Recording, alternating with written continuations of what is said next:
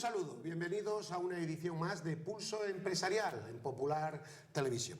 Tenemos con nosotros hoy a don Carlos Magdalena, abogado y editor de una página web, de un Confidencial, de aquí de Cantabria. Un saludo, don Carlos, ya conocido. Buenos días y muy agradecido por estar con vosotros. De nuestro canal de televisión. El contertulio habitual, nuestro hombre de cabecera. Hoy hemos dado descanso a Roberto Rey. Está con nosotros don Aurelio Sastre, presidente del Colegio de Agentes Comerciales. Un saludo, a Aurelio. Bueno, empezamos hablando de unos datos importantes del Fondo Monetario Internacional. Yo diría que sol y sombra, pero luego analizándolos en profundidad diría más sombra. Pero bueno, vamos a decir lo positivo y lo negativo.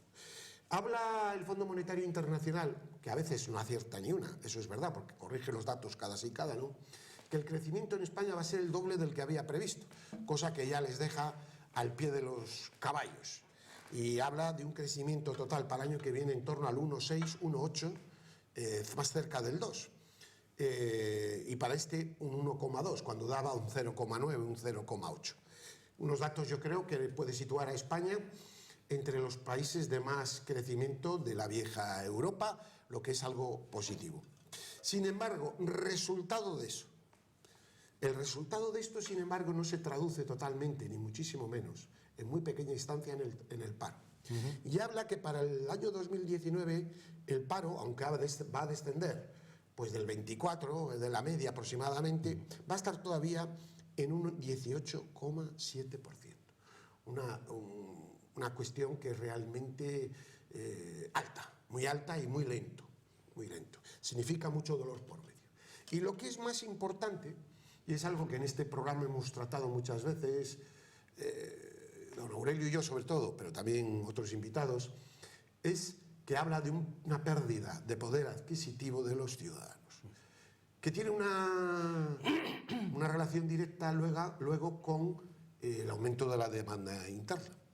Luego, ya las medicinas que dice son auténticamente descabelladas, habla de subir el IVA, etcétera, una cantinela de cosas realmente absurdas porque se contradicen. Dice que por un lado que todavía otra reforma laboral, cuando esto nos ha llevado a un descenso de salarios, y dice que si los salarios son pequeños, el poder adquisitivo es pequeño, y sin embargo dice lo contrario, es decir, que se contradice. Pero bueno, estos son los datos en los enunciados, y para hablar de ellos están nuestros invitados y no yo. Don Aurelio Sastre. Sí, bueno, yo con respecto a las previsiones que hacen los organismos económicos internacionales, pues tengo siempre muchas reservas, porque creo que tienen un desconocimiento absoluto de la realidad nuestra, ¿no? Lo hacen cuando hablan de previsiones, lo hacen también cuando hacen recomendaciones en relación con los impuestos. Creo que desconocen totalmente la situación. Cuando lo hacen también en relación con los salarios o con las pensiones, yo creo que esta gente desconoce de manera absoluta cuál es el nivel aquí de los salarios y de las pensiones, porque si no, creo que les daría vergüenza hablar de ese tema, rebajar pensiones cuando sabemos a qué niveles estamos, o rebajar salarios cuando vemos cómo la reforma laboral ha dejado todo el tema salarial, además de la precariedad en el empleo.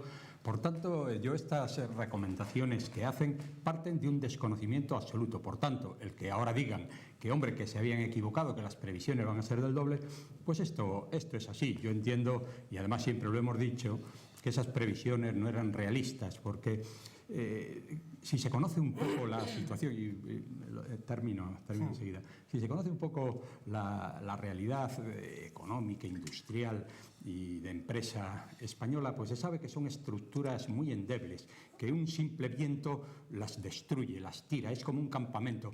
Luego montarlas pues es casi lo mismo, porque a fin de cuentas montar la estructura empresarial española es casi como montar tiendas de campaña, que se hace con mucha rapidez. De la misma manera que se van, pueden venir. Y de esta manera se está haciendo de nuevo pues ese entramado económico endeble que tenemos en España, y con un futuro realmente creo que complicado. Don Carlos. Pues hacer análisis los puede hacer cualquiera. Amigos, cualquiera puede hacer un análisis más o menos desacertado. El único análisis que se debe de hacer y que podemos hacer es nosotros a nosotros mismos. Nosotros sabemos cómo está nuestra casa, nosotros sabemos dónde tenemos que meter la tijera para hacer un traje que era muy grande, hacerlo un poco más a la medida del Estado español, del organigrama territorial que todavía no se ha hecho y que hay que hacer, de las necesidades que tiene la población y de lo que tenemos que hacer para que ese paro tan importante, porque Gervasio anuncia que la reducción del paro al 19 va a ser al 18%. Es que yo no voy ahí. Pero estamos hablando del 19. Exacto, del es que yo no voy ahí. Yo voy exactamente a que lo fundamental de la economía, del estado de bienestar de un país que se precie, la población tiene que tener su nivel de productividad mínimo. Y yo hablo y los organismos hablan también de que la reducción del paro de España al año 15 va a ser de poco más de 1 punto. Exacto. Entonces, eso es lo que vale. El hoy mucho para ruido hoy, para pocas no nueces. Me sirve lo que diga el Fondo Monetario. No me sirve de nada, incluso un crecimiento del 3 puntos no me sirve o 4 de nada. Si el paro sigue igual. Yo voy a la economía real, yo voy a este problema que tenemos de ISNEACE, a este otro que tenemos de tantas empresas que en Cantabria se están autodestruyendo porque carecen de financiación, porque no creen los bancos en las empresas, porque hay que destruir puestos de trabajo. Racionalicemos un poco el sentido común, racionalicemos el sentido común para intentar bordear esta crisis. Rajoy lo ha hecho medianamente bien, pero al mismo tiempo lo ha hecho suficientemente mal, porque ya sabemos el dicho, más vale ponerse rojo en un momento que estar moradillo o muy rojo el resto del tiempo. Y hoy salía un dato que para mí es definitivo sobre dónde está el problema, que es el aumento del consumo. Es decir, yo digo, España creará muchos puestos de trabajo si el español tiene más dinero en el bolsillo. Pero no que si tiene más de 200 euros más ni más, que no está mal, mejor es tenerlos que no tenerlos, sino si tiene dinero abundante. ¿Por qué lo digo? Pues porque el IPC el mes pasado ha bajado. Eso demuestra una depresión de consumo brutal. Brutal. Eso significa que siguen bajando los precios porque la demanda interna es insuficiente. Porque si la demanda interna fuera suficiente, los precios tienden a subir. Sí. Tan malo, es decir, evidentemente una subida de precios continua no es buena, pero tan mala es, en cuanto que demuestra la epidermis de una enfermedad, esta depresión y esta bajada de precios, don Aurelio. Sí, esto es muy alarmante porque efectivamente dice a qué niveles está el consumo y dice también cuáles son los beneficios de esa estructura empresarial que tenemos, que está vendiendo prácticamente los productos a su costo, efectivamente, para poder sostener unas mínimas ventas. Estamos hablando de esta situación prácticamente de deflación en un momento donde los carburantes han tirado mucho hacia arriba de los precios, ¿eh? O sea que de manera que el consumo es todavía aún más alarmante de lo que creemos. Y en este sentido, el Gobierno está fracasando estrepitosamente. Es decir, no se han mejorado en absoluto las condiciones ni de las personas ni de las empresas. Sí, porque a mí no les parece a ustedes, perdone que la pregunta, el Gobierno está muy evidentemente luchando con todas sus armas, eso hay que reconocerlo, para el tema del paro. Pero yo creo que es mejor que una persona gane 600 euros, 700 que nada. Eso, por supuesto, lo vamos a dar por añadidura, desde el punto de vista personal, de estímulo. Pero el problema no es solo ese. El problema es, y lo decía el otro día Irene de Grecia, hablando de esta persona de la realeza que se ha ido a vivir unos meses ya, a pesar de la Casa Real griega, va a Grecia. Que en Grecia ha nacido una nueva persona.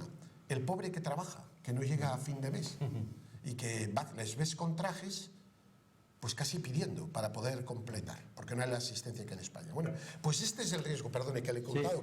Sí, que era lo que iba a decir. En este momento hay una población absolutamente empobrecida, ha desaparecido esa clase media con unos niveles que le permitían mantener unos niveles de consumo, y esto ha desaparecido. En este momento ya el encontrar un trabajo es un trabajo que permite sobrevivir, pero con unos niveles muy precarios, ¿no?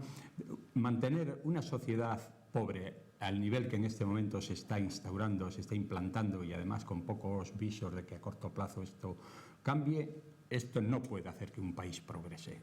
Aquí hace falta cambiar radicalmente esta mentalidad, esta idea.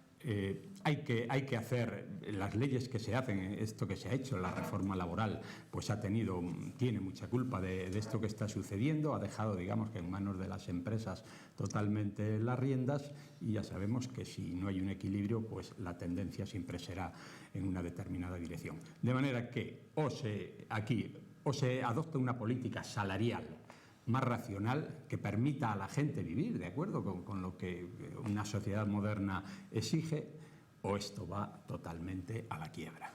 Política salarial, productividad. La palabra clave para mí, para un país, es productividad.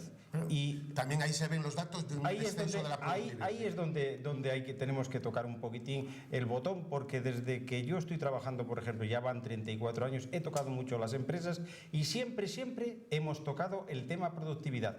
Esa palabra mágica que los sindicatos no quieren tocar. Pero vayamos un poquito... Y el valor añadido de lo que vendemos. Evidentemente. Hacer cosas que tengan un valor fuera. Exacto. Pero vayamos al tema de economía, porque los análisis, insisto, son muchos, son variados. Hay una economía real, hay una economía oficial y hay una economía financiera. Yo me quedo con la economía real. Y la economía real es empobrecimiento. Y ese es el problema, porque hablo también un poco muchas veces de la burbuja del emprendimiento. Hablamos en su día de la burbuja del ladrillo y ahora viene el emprendimiento. ¿Cuál es la del emprendimiento? Yo os lo explico rápidamente. Si vosotros vais por Santander, está el vivo ejemplo. Negocio que se abre, 2 meses que se cierra. Sí. ¿Qué ocurre? Pues lo que has apuntado tú, que ese consumo no aflora. Y no aflora porque falta el drenaje del dinero. Falta esa financiación, falta esa caja económica que dé vitalidad a la economía. Y mientras el sistema financiero prestamista no ponga el dinero encima de la mesa, ni se le obligue a ponerle encima de la mesa ese dinero, esta economía capitalista no puede funcionar. Bien, otro aspecto que quisiéramos tocar hoy, que es, bueno, pues de actualidad de primera plana en Cantabria, es un tema también que hemos tocado muchas veces. Y además lo hemos hecho no siempre a favor de viento, pero sí tratando de buscar la verdad, es el asunto SNIACE. Nos hemos levantado con esa sentencia de la Audiencia Nacional, bueno, que al final tampoco es que diga nada porque parece que por otro lado se está negociando. Pero bueno, además aquí tenemos un abogado. Pero no me refería a esto. Es esa huelga descabellada para el 18 de julio, que va a aportar a la comarca del Besaya. Sin sentido. Ahora ya no se habla del ayuntamiento, el ayuntamiento era el culpable, ahora ya no es el culpable, ni lo era ahora, ni lo es ahora. A mí sí digo que se han dado 2 cuestiones. Una dirección de una empresa realmente con una gestión nefasta y unos sindicatos nefastos. Total. Nefastos. Totalmente. Culpables con la dirección de la empresa durante años. Porque la situación de SNIACE viene de 20 años. Ha ido con deudas a la seguridad social que se han ido manteniendo. Más ayudas que nada. Aquí se han cerrado empresas hace un año que tenían más trabajadores que SNIACE. Alguna empresa constructora y de arreglo de carreteras y del ladrillo. Se han ido en silencio. Los sindicatos han pactado y se han callado. Y aquí me parece muy bien que luchen. Es más, es lo que deben de hacer. Pero deben de luchar con la cabeza, negociando, buscando la solución, pero pensando en las personas, no pensando en estrategias políticas. A mí, lo de la huelga del 18 de julio me parece lamentable. Lo mismo que digo que hay que buscar una solución viable para estas personas, sí, pensando en los seres humanos, en las 500 y pico familias, también digo que los sindicatos están obligados a negociar y a quemarse a lo bonzo en esa negociación, cosa que creo que no han hecho, que se han dedicado, pues yo no sé, y ahora... Bueno, pues con la empresa. Don Aurelio. Bueno, el problema de SNIACE, pues efectivamente, yo creo que hay varios culpables, ¿no? Está la empresa con unos procesos absolutamente de una incompetencia total, con un endeudamiento que era imposible de mantenerlo. Tenemos a los sindicatos que yo creo que han perdido el norte por completo. Los sindicatos están desfasados, son antiguos, anacrónicos, sus procedimientos no son para los tiempos que corren, no tienen en cuenta en absoluto a la hora de adoptar medidas cuál es la situación real de esos trabajadores y de esas empresas a las que si estaban mal le van a acabar de hundir. Y por otro lado, pues también la actuación de los gobiernos, pues que yo creo que todos han estado enredando y aportando su granito de arena para que el SNIACE esté en la situación que está. Hablando un poco de futuro, ahora yo creo que SNIACE tiene unos productos que se venden y una empresa, mientras tiene un producto que tiene mercado, es difícil que se cierre. Lo que pasa es que para seguir manteniéndola será en unas determinadas condiciones. La empresa se ha dado cuenta que tiene la sartén por el mango y está llevando las cosas hasta el extremo, ¿no? La situación que se les plantea ahora pues es, yo creo, que complicada para los trabajadores, sobre todo. Son los primeros que están interesados en seguir negociando, y la empresa pues esperando a ver qué pasa con el gobierno, qué decisiones toma en materia pues de medio ambiente, en materia de subvenciones, en materia de estos. Ahora han puesto en marcha de nuevo el plan energético, el plan NERCAN, que ha sido aprobado ayer. Yo creo que eso siempre genera una cierta esperanza, ¿no? Así es que en esas estamos. Yo creo que está en el aire la... Don Carlos. A mí me parece que el caso SNIACE es un caso descabellado. Lo he dicho muchas veces desde Cantabria Liberal. Estoy totalmente de acuerdo con el análisis que tú has hecho. Lo de los sindicatos es algo demencial. En cualquier empresa, cuando se malfunciona por parte de una dirección de empresa, de una mala gestión, lo normal es que los sindicatos lleven a los empresarios a los tribunales. Aquí no ha ocurrido nada de eso. ¿Y por qué no ha ocurrido? Porque lo has apuntado tú también, en el sentido de que se trata de un problema cuasi empresarial y muy político. Y muy político porque es una empresa en la que todos han querido meter mano y después ha ocurrido lo que ha ocurrido, que es los verdaderos perjudicados ha sido la clase trabajadora. ¿Pero por qué la clase trabajadora? Pues porque tiene unos sindicatos que no representan los intereses de la clase trabajadora, sino están representando los intereses de clase de sindicatos. Porque no se entiende, digamos, la postura que ha llevado el sindicalismo en Torlavega de enfrentamiento, primero con el ayuntamiento, después con el presidente Ignacio Diego. ¿Pero qué tiene que ver? Y es confundir churras con merinas el decir que una empresa privada le tiene que subvencionar. Es que es demencial. ¿Cómo puede subvencionar a una empresa privada, a unos accionistas? Que hay que ayudarla, pero tienen que hacer un esfuerzo. Se les puede ayudar, digamos, como se debe de ayudar a todo el sector empresarial, pero no simplemente porque ponga encima de la mesa la palabra SNIACE y todos ayudar. Que no, que es que se está confundiendo desde el principio qué es la situación empresarial y cómo se tiene que dar una solución estrictamente empresarial a un problema empresarial. Es el equívoco que tiene SNIACE por la problemática política de enfrentamiento que existe, por los factores que hay en determinados momentos y siempre atendiendo a las elecciones de cada... Sí, está muy clara, porque además ahí está muy clara la nefasta actuación de la plantilla representada por la plantilla, los que le dirigen. Sí, me refiero a los que le dirigen. Hombre, al anterior alcalde de Torlavega le montaron sin comerlo ni beberlo, intentando ayudar. Un punto de inflexión, ahí, que fue en aquel momento en que la empresa presenta un plan con unas prejubilaciones. Claro, y no se acepta. Y ahí no se acepta. Ahí está la clave. Lanzaron un Eso órgano, fue, y la empresa cerró, y a partir de ese momento se ha empezado a generar la situación que estamos viviendo, ¿no? Queda poco tiempo, pero cada vez que hable un periódico, hoy lo leíamos este fin de semana en El Mundo, ¿no? A nivel nacional. Cuchabán, la Caja Vasca, ha perdonado a Unió Democrática de Cataluña, 9,6 millones de euros de intereses. Una deuda que data del año 96 que Unión no ha llegado a pagar. A mí me parece que estos escándalos deslegitiman totalmente a la clase política. Son los que llevan a la clase política a que no tengan credibilidad. Bueno, ya no voy a decir la clase bancaria, que es algo que se ha estado alimentando aquí. Ahora cuando veíamos, bueno, este es un informe del Tribunal de Cuentas, porque según dice El Mundo, pues que siempre va con 5 o 6 años de retraso, o 4 años, que esa es otra. Pero bueno, es la epidermis de lo que nos estamos encontrando. Cuando vemos que hay desahucios, cuando vemos que a las empresas, si tienen digamos, un descubierto, se las cobra un 40, un 30, un 40%, lo que fuera, unas burradas tremendas. Cuando vemos todo esto, vemos que a los partidos políticos se les financia sine die. Y yo digo, los partidos políticos hay que financiarles, por supuesto que sí, pero como a otras personas tienen sus fondos del Estado y tienen que dar cuenta de ellos. Pero no tienen por qué tener privilegios, porque eso luego da a decir, y aquí se ve un privilegio nacionalista, que entre ellos anda el juego, nacionalismo vasco, que cortó a la caja, y Unión. Don Aurelio. Yo haría una pregunta. ¿Por qué? ¿Qué han pagado con ese dinero la Cucha a Unión, ¿no?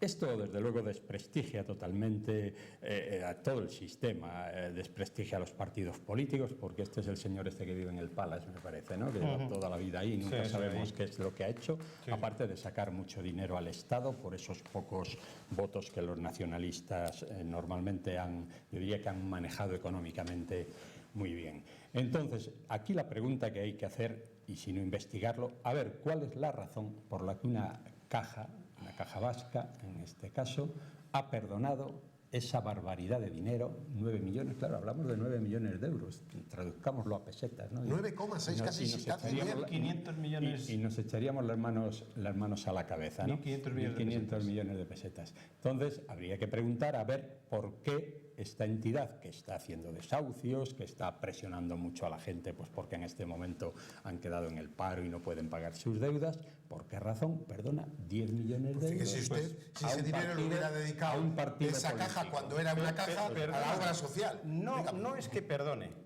condona una deuda dentro de un sistema. ¿Qué quiere decir eso? Que a Manu Militari le condona, más que le perdona. Y yo iría más.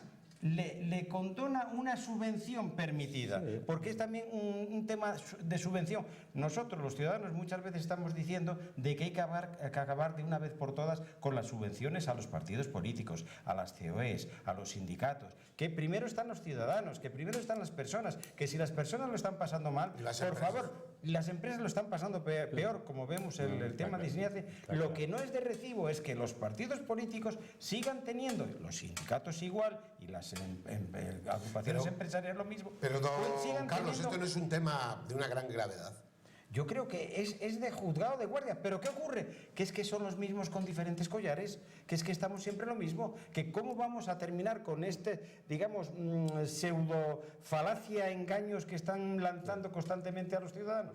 El sistema tiene que cambiar. Hemos visto pero no cambia las cuentas del Tribunal de Cuentas, por cierto, que Izquierda Unida, con mucha deuda, los nacionalistas, con mejor deuda y tal. Bueno, es curioso que les hablan mucho de lo público, pero luego a la hora de tener deudas, tienen deudas como tremenda, ¿no?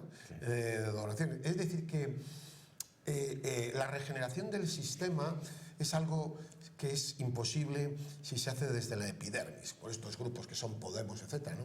El problema es un tema de personalidad profunda, de formación. Y claro, si las nuevas generaciones no se forman en valores, y aquí es donde yo quiero incidir, se forman con los ejemplos que vemos en algunas televisiones, con los ejemplos que dan algunos líderes, pues evidentemente el sistema, aunque se hable de reformas, no va a mejorar. ¿Por qué? Porque la base social no mejora. Y esta es la cuestión. Yo creo que esta es la clave del proceso. Es la pescadilla que se mueve la colla. El proceso es que después de 35 años de democracia, casi se puede decir que estamos en el punto de partida. Al final se han reafirmado... La gente era mucho más sana hace 35 años. Hombre, tenía un concepto de la ética mil veces superior. Eso es para mí indiscutible. Digo en el punto de partida por no decir que hemos retrocedido en valores de una manera espectacular. Pero claro, esto tiene mucho que ver con la clase política. Se han afianzado ahí dos partidos, hoy para ti, mañana para mí, y han creído que eso era ya absolutamente definitivo. Por tanto, bueno, el que se planteen situaciones como la que ahora se está planteando y que cree un poco de inquietud en ellos, pues yo creo que es importante. Cambios para la regeneración democrática, pues por la educación. Es decir, cambiar algo para que no cambie nada. Porque claro, están tocando efectivamente. Pero si no se toca la educación, si no te toca...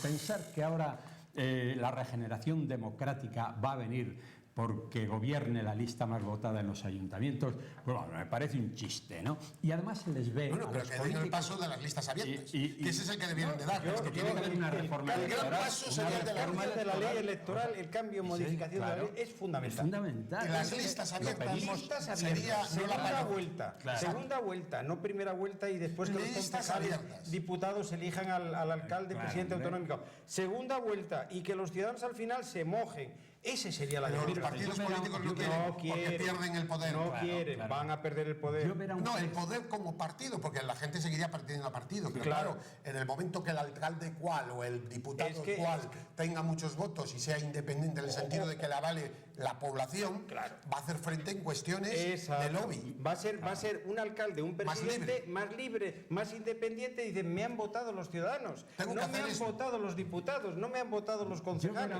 Ese es el problema. Ver a un presidente que está mucho más preocupado de caer bien a su jefe que caer bien a los ciudadanos, sinceramente me hace perder la esperanza. Exacto, es lo que está ocurriendo ahora. Bueno, pues de verdad, sol y sombra, porque los datos son positivos, pero los datos tienen que ser para algo. Y bueno, pues a ver si las cosas van caminando, que es lo que deseamos, van mejorando, pero hay que hacer un análisis mucho más profundo del que se está haciendo a nivel de los medios de comunicación de este país.